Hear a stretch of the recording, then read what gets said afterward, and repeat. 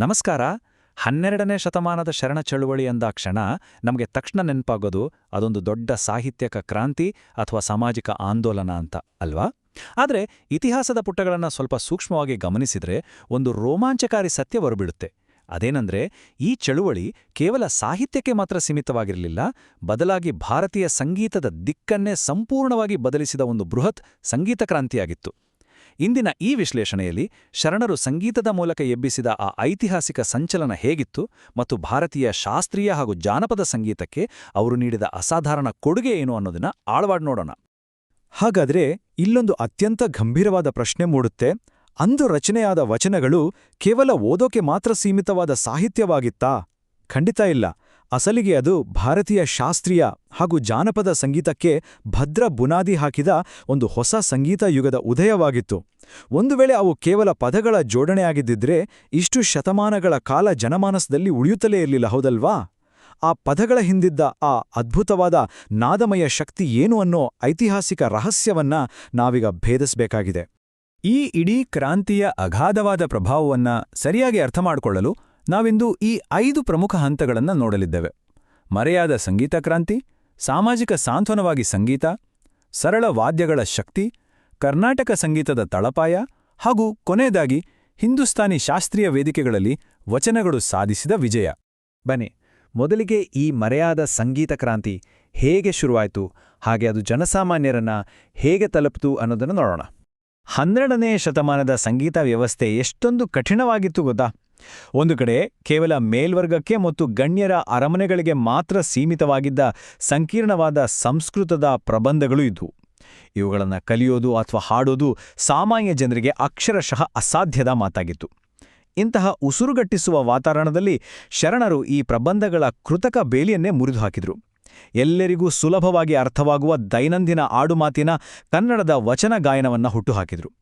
ಭಾಷೆ ಸರಳವಾಯಿತು ನಿಜ, ಆದರೆ ಅದರ ನಾದದ ಗಾಂಭೀರ್ಯ ಮಾತ್ರ ಸ್ವಲ್ಪವೂ ಕಡಿಮೆ ಆಗಲಿಲ್ಲ. ಸಂಗೀತ ಅನ್ನೋದು ಅರಮನೆಗಳ ಕಾವಲು ಕೋಟೆಗಳಿಂದ ಮುಕ್ತವಾಗಿ ಸಾಮಾನ್ಯರ ಅಂಗಳಕ್ಕೆ ಹರಿದು ಬಂದದ್ದು ನಿಜಕ್ಕೂ ಇತಿಹಾಸದ ಒಂದು ಮಹಾನ್ ಪವಾಡ. ಇಲ್ಲಿ ನಾವು ಗಮನಿಸಲೇಬೇಕಾದ ಅತ್ಯಂತ ಮಹತ್ವದ ಹಾಗೂ ಕ್ರಾಂತಿಕಾರಿ ಆವಿಷ್ಕಾರ ಅಂದ್ರೆ ಸ್ವರವಚನಗಳು. ನೋಡಿ, ಇವು ಕೇವಲ ಬಾಯಿಗೆ ಬಂದಂತೆ ಹಾಡುವಂಥ ಯಾವುದೋ ಸಾಮಾನ್ಯ ಹಾಡುಗಳಾಗಿರಲಿಲ್ಲ. ಬದಲಾಗಿ ರಾಗ ಮತ್ತು ತಾಳಗಳ ಅತ್ಯಂತ ಕಟ್ಟುನಿಟ್ಟಿನ ಸಂಕೀರ್ಣ ನಿಯಮಗಳಿಗೆ ಬದ್ಧವಾಗಿದ್ದ ಅತ್ಯುನ್ನತ ಸಂಗೀತ ರಚನೆಗಳಾಗಿದ್ವು. ಶಾಸ್ತ್ರೀಯ ಚೌಕಟ್ಟನ್ನ ಸಂಪೂರ್ಣವಾಗಿ ಉಳಿಸ್ಕೊಂಡು, ಆದರೆ ಅದನ್ನ ಪಂಡಿತರ ಭಾಷೆಯಾದ ಸಂಸ್ಕೃತದಿಂದ ಬಿಡಿಸಿ ನಮ್ಮ ಜನಪ್ರಿಯ ಆಡುಭಾಷೆಯಲ್ಲಿ ಕಟ್ಟಿಕೊಟ್ಟ ಪ್ರತಿಭೆ ಇದೆಯಲ್ಲ, ಅದು ಎಂಥ ಶ್ರೇಷ್ಠ ಸಂಗೀತಕಾರನನ್ನು ಬೆರಗುಗೊಳಿಸುವಂಥವುದು. ಒಂದರ್ಥದಲ್ಲಿ ಸ್ವರವಚನಗಳು ಸಂಗೀತದ ಶುದ್ಧತೆಯನ್ನ ಕಾಪಾಡುವ ಜೊತೆಗೆ ಅದನ್ನ ಸಂಪೂರ್ಣವಾಗಿ ಪ್ರಜಾಸತ್ತಾತ್ಮಕಗೊಳಿಸಿತು ಅಂತ ಹೇಳ್ಬೋದು.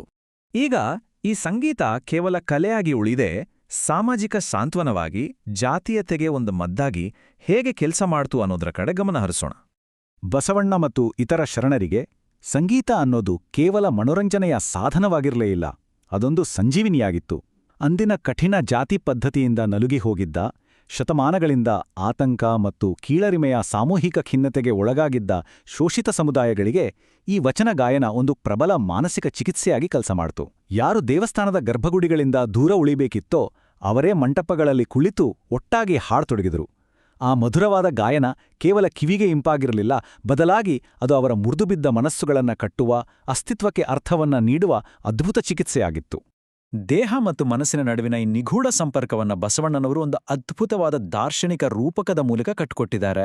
ಅವರು ಮಾನವನ ಶರೀರವನ್ನೇ ಒಂದು ದೈವಿಕ ವೀಣೆಗೆ, ಅಂದ್ರೆ ಒಂದು ಜೀವಂತ ಸಂಗೀತ ವಾದ್ಯಕ್ಕೆ ಹೋಲಿಸಿದ್ರು. ತಲೆಯೇ ದಂಡಿಗೆ, ದೇಹದ ನರಗಳೇ ಆ ವಾದ್ಯದ ತಂತಿಗಳು ಮತ್ತು ಮನುಷ್ಯನಿಂದ ಹೊರಹೊಮ್ಮುವ ಉಸಿರು ಹಾಗೂ ನಾದವೇ ಅದರಲ್ಲಿ ನುಡಿಯುವ 32 ರಾಗಗಳು. ಒಮ್ಮೆ ಯೋಚಿಸಿ ನೋಡಿ, ಮನುಷ್ಯನ ಭೌತಿಕ ಅಸ್ತಿತ್ವವನ್ನ ಒಂದು ಪವಿತ್ರ ಸಂಗೀತ ವಾದ್ಯವಾಡಿ ನೋಡಿದ ಈ ಕಲ್ಪನೆ ಎಷ್ಟೊಂದು ಅದ್ವಿತೀಯವಾದದ್ದಲ್ವಾ? ಪ್ರತಿಯೊಬ್ಬ ಮನುಷ್ಯನೂ ಆತನ ಹಿನ್ನೆಲೆ ಏನೇ ಇರಲಿ, ಆತನೊಳಗೊಂದು ದೈವಿಕ ಸಂಗೀತವನ್ನು ಹೊಮ್ಮಿಸುವ ಶಕ್ತಿ ಇದ್ದೇ ಇದೆ ಅನ್ನೋ ಆಳವಾದ ಸಂದೇಶವನ್ನ ಇದು ನೀಡಿತು. ಹೀಗೆ ಶರಣರ ಗಾಯನ ಕೇವಲ ಕಲೆಯಾಗಿ ಉಳಿದಿದೆ, ಅಸಮಾನತೆಯ ವಿರುದ್ಧದ ಒಂದು ಅಹಿಂಸಾತ್ಮಕ ಆದರೆ ಅತ್ಯಂತ ಪ್ರಬಲವಾದ ಸಾಮಾಜಿಕ ಹಾಗೂ ರಾಜಕೀಯ ಅಸ್ತ್ರವಾಗಿ ರೂಪುಗೊಂಡಿತು. ಸಾಕ್ಷರತೆ ಇಲ್ಲದ ಕಟ್ಟಕಡೆಯ ವ್ಯಕ್ತಿಗೂ ಉನ್ನತ ತತ್ವಜ್ಞಾನವನ್ನು ತಲುಪಿಸುವಲ್ಲಿ ಇದು ಯಶಸ್ವಿಯಾಯಿತು. ಓದುಬರಹ ಬಾರದವರು ಕೂಡ ಈ ಹಾಡುಗಳನ್ನು ಕಂಠಪಾಠ ಮಾಡಿ ಜ್ಞಾನದ ವಾರಸುದಾರರಾದ್ರು ಅಂದ್ರೆ ನಂಬ್ತೀರಾ? ಇಷ್ಟೇ ಅಲ್ಲ, ಅಕ್ಕಮಹಾದೇವಿಯಂತಹ ಅಪ್ರತಿಮ ದಾರ್ಶನಿಕ ಮಹಿಳೆಯರು ಈ ಗಾಯನದ ಮೂಲಕವೇ ತಮ್ಮ ಆಂತರಿಕ ಧ್ವನಿಯನ್ನ ಕಂಡುಕೊಂಡರು. ಪಿತೃಪ್ರಧಾನ ಹಾಗೂ ಕಠಿಣ ಜಾತಿ ವ್ಯವಸ್ಥೆಗೆ ಸವಾಲೆಸೆದು ಆಧ್ಯಾತ್ಮಿಕತೆಯನ್ನ ಮಠಮಾನ್ಯಗಳಿಂದ ಬಿಡಿಸಿ ನೇರವಾಗಿ ಜನಸಾಮಾನ್ಯರ ಬಳಿ ತಂದ್ರು. ಇದಾದ್ಮೇಲೆ ಈ ಭವ್ಯ ನಾದಗಳನ್ನ ಸೃಷ್ಟಿಸಲು ಅವರು ಬಳಸಿದ ಆ ಸರಳ ವಾದ್ಯಗಳ ಶಕ್ತಿ ಎಂಥದ್ದು ಅನ್ನೋದನ್ನ ನೋಡ್ಲೇಬೇಕು. ಶರಣರು ಈ ಅದ್ಭುತ ಗಾಯನಕ್ಕಾಗಿ ಅರಮನೆಯ ದುಬಾರಿ ಅಥವಾ ಸಂಕೀರ್ಣ ವಾದ್ಯಗಳನ್ನೇನೂ ಬಳಸಿಲ್ಲ. ಬದಲಾಗಿ ಏಕತಾರಿ ಮತ್ತು ತಂಬೂರಿಯಂತಹ ಅತ್ಯಂತ ಸರಳ ಅಲೆಮಾರಿ ವಾದ್ಯಗಳನ್ನು ಕೈಗೆತ್ತಿಕೊಂಡ್ರು. ಏಕತಾರಿ ಅನ್ನೋದು ಬಾಹ್ಯ ಪ್ರಪಂಚವನ್ನು ಮರೆಸುವ ಅತಿಶಯವಾದ ಸರಳತೆಯ ಸಂಕೇತವಾದರೆ, ತಂಬೂರಿಯು ನಾದಯೋಗ ಅಂದರೆ ಆಳವಾದ ಧ್ಯಾನಸ್ಥ ಸ್ಥಿತಿಗೆ ತಲುಪಲು ಬಳಕೆಯಾಯಿತು. ಅಚ್ಚರಿ ಅಂದರೆ ಈ ಪುಟ್ಟ ಸರಳ ವಾದ್ಯಗಳೇ ಭಾರತೀಯ ಸಂಗೀತದ ಜೀವಾಳವಾದ ಶ್ರುತಿ ಮತ್ತು ಲಯವನ್ನ ದಕ್ಷಿಣ ಭಾರತದ ಹಳ್ಳಿಗಳಿಂದ ಮೊದಲ್ಕೊಂಡು ದೂರದ ಬಂಗಾಳದ ಬಾವಲ್ ಗಾಯಕರು ಹಾಗೂ ಮಹಾರಾಷ್ಟ್ರದ ಅಲೆಮಾರಿ ತತ್ವಪದಕಾರರವರೆಗೂ ಪಸರಿಸುವಂತೆ ಮಾಡಿದ್ವು. ಒಂದು ಸಾಮಾನ್ಯ ವಾದ್ಯ ದೇಶದಾದ್ಯಂತ ಎಂತಹ ದೊಡ್ಡ ತರಂಗಗಳನ್ನು ಎಬ್ಬಿಸ್ತೋ ಅನ್ನೋದು ನಿಜಕ್ಕೂ ಬೆರಗುಗೊಳಿಸುವಂತಹುದು. ಈಗ ನಾವು ಸಂಗೀತದ ಇತಿಹಾಸದ ಒಂದು ಅತ್ಯಂತ ರೋಚಕ ತಿರುವಿಗೆ ಬಂದಿದ್ದೇವೆ. ಅದೇ ಕರ್ನಾಟಕ ಸಂಗೀತದ ತಳಪಾಯದ ರಚನೆ. ಇತಿಹಾಸವನ್ನ ಸರಿಯಾಗಿ ಕೆದಕಿದಾಗ ನಮ್ಮನ್ನ ಮೂಕವಿಸ್ಮಿತರನ್ನಾಗಿಸುವ ಒಂದು ನಿರ್ವಿವಾದವಾದ ಸತ್ಯ ಬಯಲಾಗತ್ತೆ. 12ನೇ ಶತಮಾನದಲ್ಲಿ ಶರಣರು ಸೃಷ್ಟಿಸಿದ ಈ ಸ್ವರವಚನಗಳೇ ಮುಂದೆ 15ನೇ ಶತಮಾನದಲ್ಲಿ ಕರ್ನಾಟಕ ಸಂಗೀತ ಪಿತಾಮಹ ಪುರಂದರದಾಸರ ನೇತೃತ್ವದಲ್ಲಿ ಬೆಳೆದ ಭವ್ಯ ಕರ್ನಾಟಕ ಸಂಗೀತ ಪರಂಪರೆಗೆ ಹಾಗೂ ಅವರ ಉಗಾಭೋಗಗಳಿಗೆ ನೇರವಾದ ಬುನಾದಿಯಾದವು. ಹೌದು, ಶರಣರು ಅಂದು ಹಾಕಿದ ಬೀಜ ಹರಿದಾಸರ ಕಾಲಕ್ಕೆ ಹೆಮ್ಮರವಾಗಿ ಬೆಳೆಯಿತು. ಮತ್ತು ಈ ಪರಂಪರೆ ಅಲ್ಲಿಗೆ ನಿಂತು ಹೋಗಿಲ್ಲ. 19ನೇ ಶತಮಾನದಲ್ಲಿ ಕಡಕೋಳ ಮಡಿವಾಳಪ್ಪನವರಂತಹ ತತ್ವಪದಕಾರರ ಮೂಲಕ ನಿರಂತರವಾಗಿ ಜೀವಂತವಾಗಿ ಮುಂದಕ್ಕೂ ಸಾಗಿತ್ತು. ಇಲ್ಲಿ ನಡೆಯುವ ಈ ಐತಿಹಾಸಿಕ ತಿರುವು ನಿಜಕ್ಕೂ ಬೆರಗುಗೊಳಿಸುವಂತಹುದು. ಜೊತೆಗೆ ಇದರಲ್ಲೊಂದು ಅದ್ಭುತವಾದ ವ್ಯಂಗ್ಯವೂ ಅಡಗಿದೆ. ನೋಡಿ, ಆರಂಭದಲ್ಲಿ ಗಣ್ಯರ ಸಂಕೀರ್ಣ ಪ್ರಬಂಧಗಳನ್ನ ವಿರೋಧಿಸಿ ಸಾಮಾನ್ಯರ ಈ ಆಡುಮಾತಿನ ಹಾಡುಗಳು ಹುಟ್ಟಿಕೊಂಡವೋ ಅದೇ ವಚನಗಳು ಕಾಲಕ್ರಮೇಣ ತಮ್ಮ ಅಪ್ರತಿಮ ಸಂಗೀತಮಯ ಶಕ್ತಿಯಿಂದಾಗಿ ಎಷ್ಟು ಉನ್ನತ ಮಟ್ಟಕ್ಕೇರಿದು ಅಂದೇ ಕಡೆಗೆ ಅದೇ ಶಾಸ್ತ್ರೀಯ ಪ್ರಬಂಧಗಳ ಆರಂಭಿಕ ಮುನ್ನುಡಿಯಾಗಿ ಒಂದು ಮಂಗಳಾಚರಣೆಯಾಗಿ ಇದೇ ವಚನಗಳನ್ನ ಅಳವಡಿಸಿಕೊಳ್ಳಲಾಯಿತು. ಮೈಸೂರಿನ ಚಿಕ್ಕದೇವರಾಜರ ಗೀತಗೋಪಾಲ ಮಹಾಪ್ರಬಂಧವು ಈ ಐತಿಹಾಸಿಕ ಒಪ್ಪಿಕೊಳ್ಳುವಿಕೆಗೆ ಅತ್ಯಂತ ಜೀವಂತ ಸಾಕ್ಷಿಯಾಗಿದೆ.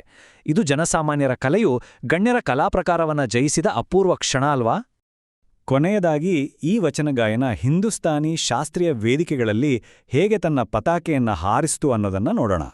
ಆಧುನಿಕ ಕಾಲಘಟ್ಟಕ್ಕೆ ಬರುತ್ತಿದ್ದಂತೆ ವಚನ ಗಾಯನವು ಕೇವಲ ಮಠಮಾನ್ಯಗಳಿಗೆ, ಭಜನಾ ಮಂಡಳಿಗಳಿಗೆ ಅಥವಾ ಹಳ್ಳಿಗಳ ಜಾನಪದ ಶೈಲಿಗೆ ಮಾತ್ರ ಸೀಮಿತವಾಗಿ ಮರೆಯಾಗಿ ಹೋಗುವಂತಹ ದೊಡ್ಡ ಅಪಾಯ ಇತ್ತು. ಆದರೆ ಆಗಲೇ ಗಾನಯೋಗಿ ಪಂಚಾಕ್ಷರಿ ಗವಾಯಿಗಳು ಹಾಗೂ ಪಂಡಿತ್ ಪುಟ್ಟರಾಜ ಗವಾಯಿಗಳಂತಹ ಅಪ್ರತಿಮ ದಂತಕಥೆಗಳು ಈ ಪರಂಪರೆಯನ್ನು ರಕ್ಷಿಸಲು ಟೊಂಕ ಕಟ್ಟಿ ನಿಂತರು. ಅವರು ವಚನಗಳಿಗೆ ಅತ್ಯಂತ ಕಟ್ಟುನಿಟ್ಟಿನ ಶಾಸ್ತ್ರೀಯ ಸ್ವರೂಪವನ್ನ ಮರಳಿ ನೀಡಿ ಅತ್ಯಂತ ಕಠಿಣವಾದ ಶಿಸ್ತುಬದ್ಧವಾದ ಹಿಂದೂಸ್ತಾನಿ ಶಾಸ್ತ್ರೀಯ ಸಂಗೀತದ ಪ್ರತಿಷ್ಠಿತ ವೇದಿಕೆಗಳಲ್ಲಿ ಅವುಗಳನ್ನು ವಿಜೃಂಭಣೆಯಿಂದ ಪ್ರತಿಷ್ಠಾಪಿಸಿದರು.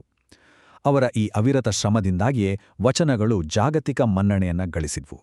ಈ ಇಡೀ ಸಾಂಸ್ಕೃತಿಕ ಹೋರಾಟದ ಭಾವನಾತ್ಮಕ ಉತ್ತುಂಗವನ್ನ ಜೈಪುರ್ ಅತ್ರೌಲಿ ಘರಾನಾದ ಸಂಗೀತ ದಿಗ್ಗಜರಾದ ಪಂಡಿತ್ ಮಲ್ಲಿಕಾರ್ಜುನ ಮನ್ಸೂರ್ ಅವರು ಒಂದು ಅದ್ಭುತ ವಾಕ್ಯದಲ್ಲಿ ಸೆರೆ ಹಿಡಿದಿದ್ದಾರೆ. ಅವರು ಅತ್ಯಂತ ಹೆಮ್ಮೆಯಿಂದ ಘೋಷಿಸಿದರು, ಉತ್ತರ ಭಾರತದ ಮೀರಾ ಭಜನೆಗಳಿಗೆ ಇರುವಷ್ಟೇ ಪಾವಿತ್ರತೆ ಮತ್ತು ಸಂಗೀತ ಮೌಲ್ಯ ಕನ್ನಡದ ವಚನಗಳಿಗೂ ಇದೆ ಅಂತ. ಅವರ ಈ ಮಾತು ಕೇವಲ ಒಂದು ಹೇಳಿಕೆಯಾಗಿರಲಿಲ್ಲ, ಬದಲಾಗಿ ಅದು ವಚನಗಳ ನಿಜವಾದ ಐತಿಹಾಸಿಕ ತೂಕವನ್ನ, ಅದರ ದೈವಿಕತೆಯನ್ನ ಮತ್ತು ಶಾಸ್ತ್ರೀಯ ಆಳವನ್ನ ಇಡೀ ದೇಶಕ್ಕೆ ಪರಿಚಯಿಸಿದ ಸಿಡಿಲ ಮರಿಯಂತಹ ನಾದವಾಗಿತ್ತು. ಮನ್ಸೂರ್ ಅವರದು ಬರೀ ಮಾತಾಗಿರಲಿಲ್ಲ, ಅದೊಂದು ರೀತಿಯ ಸಾಂಸ್ಕೃತಿಕ ಬಂಡಾಯವೇ ಆಗಿತ್ತು.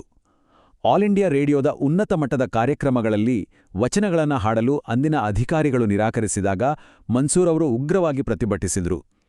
ವಚನಗಳನ್ನ ಯಾವುದೇ ಕಾರಣಕ್ಕೂ ಸಾಮಾನ್ಯ ಅಥವಾ ಕೀಳು ಅಂತ ಪರಿಗಣಿಸಲು ಅವರು ಸ್ವಲ್ಪವೂ ಬಿಡಲಿಲ್ಲ. ತಮ್ಮ ಸಂಗೀತದ ವರ್ಚಸ್ಸು ಮತ್ತು ವಚನಗಳ ಮೇಲಿನ ಅಪಾರ ಭಕ್ತಿಯಿಂದಾಗಿ ಅವರು ಅಧಿಕಾರಿಗಳನ್ನ ಮನ್ನಿಸಿದ್ರು. ಅವರ ಈ ಅಚಲವಾದ ನಿಲುವಿನಿಂದಾಗಿ 12ನೇ ಶತಮಾನದ ಆ ಮಣ್ಣಿನ ಸಾಂತ್ವನದ ಗೀತೆಗಳು ರಾಷ್ಟ್ರೀಯ ಪ್ರಸಾರದ ಅಲೆಗಳಲ್ಲಿ ತೇಲಿ ಇತರೆ ಶಾಸ್ತ್ರೀಯ ಭಜನೆಗಳಿಗೆ ಸಮಾನವಾದ ಅತ್ಯುನ್ನತ ಸ್ಥಾನಮಾನವನ್ನ ಶಾಶ್ವತವಾಗಿ ಪಡ್ಕೊಂಡುವು. ಶರಣರ ಈ ಅದ್ಭುತವಾದ ಮತ್ತು ಅಷ್ಟೇ ಸುದೀರ್ಘವಾದ ಪಯಣವನ್ನ ಆಳವಾಗಿ ಗಮನಿಸಿದ ಮೇಲೆ ಒಂದು ಬಹುಮುಖ್ಯವಾದ ಪ್ರಶ್ನೆ ನಮ್ಮನ್ನ ಕಾಡದೇ ಇರೋದು, 12ನೇ ಶತಮಾನದ ಈ ದಾರ್ಶನಿಕರ ಸಾಂತ್ವನದ ಗೀತೆಗಳು, ಆ ಸ್ವರವಚನಗಳು ಮತ್ತು ಅವರು ತಂದ ಆ ಮಹತ್ತರ ಸಂಗೀತ ಕ್ರಾಂತಿ ಇರದಿರುತ್ತಿದ್ರೆ ಇಂದಿನ ಭಾರತೀಯ ಶಾಸ್ತ್ರೀಯ ಸಂಗೀತದ ಸ್ವರೂಪ ಹೇಗಿರುತ್ತಿತ್ತು? ಕೇವಲ ಗಣ್ಯರ ಸ್ವತ್ತಾಗಿ ಅದು ಕಣ್ಮರೆಯಾಗಿ ಹೋಗುತ್ತಿತ್ತೆ? ವಚನಗಳು ಅಂದ್ರೆ ಕೇವಲ ಸಾಹಿತ್ಯದ ಪುಸ್ತಕಗಳಲ್ಲಿರುವ ಅಕ್ಷರಗಳಲ್ಲ, ಅವು ನಮ್ಮ ಸಂಸ್ಕೃತಿಯ, ನಮ್ಮ ಇತಿಹಾಸದ ಮತ್ತು ನಮ್ಮ ಮಣ್ಣಿನ ಸಂಗೀತದ ಅಳಿಸಲಾಗದ ಜೀವನಾಡಿ. ಇದನ್ನ ಮರೆಯದಿರೋಣ.